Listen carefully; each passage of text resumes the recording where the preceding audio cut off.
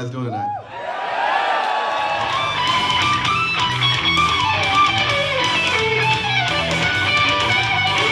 Where did this melting pot start? What were your initial influences?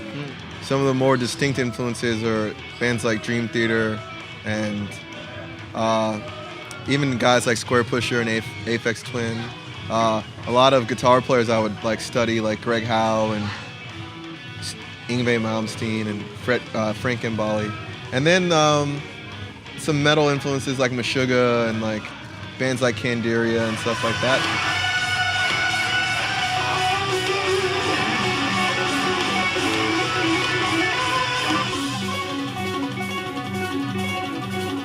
So you were offered a record deal, but you said all that thought and went to go study music for a year. Would you recommend studying to any musicians who want to go full time? I feel like my sound really took off once I started to incorporate some of the music theory that I learned in genres like classical and jazz. And it just enabled me to really express whatever I heard in my head. So, do I recommend it? Yeah, I think so.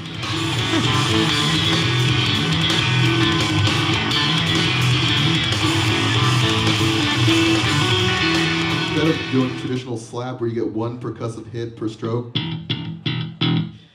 he started going through the string and then back up. So like the same way you alternate pick, he's using his thumb. So a group of 4.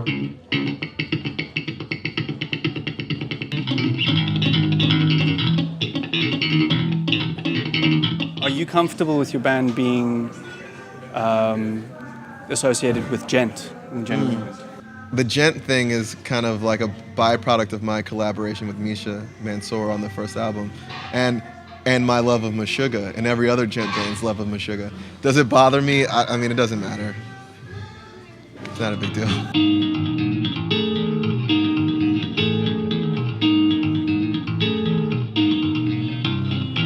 Kind of really cool creative fuel to just find a new mode or new scale and see if you can compose with it. I do that pretty often. I didn't intend to write with that mode, but I was learning some stuff and it jumped out at me. So the new Animals as Leaders album is coming out at the end of the year. What can we expect? More of the same. More of the same. I don't know. Yeah, well, we're still working on it. There's sketches of every song, and it's essentially the body of work is essentially conceived. But you'd be surprised with what you could do to represent a song in the like final stages of production. Like the layers you add, synthetic layers, like your instrumentation, how you play parts dynamically. So there's the bulk of the work is done, but we're gonna take our time to really try to represent the songs creatively as opposed to just straight ahead. So it'll definitely sound like Animals as Leaders, but I think it'll sound like where we are now.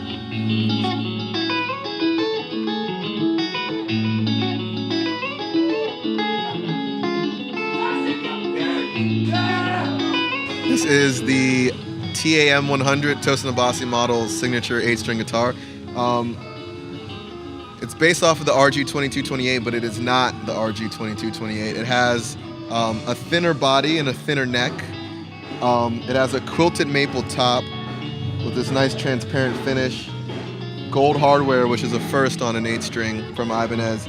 Single coil pickup incorporated, which is another first. The pickups are designed by myself and Steve Blucher from DiMarzio. I think they're really versatile and extremely musical pickups. Especially for an 8-string, you tend to get lumped into a high output sort of category, and these are lower to moderate output. Coil tap, multiple different combinations. Middle coil, I can get a...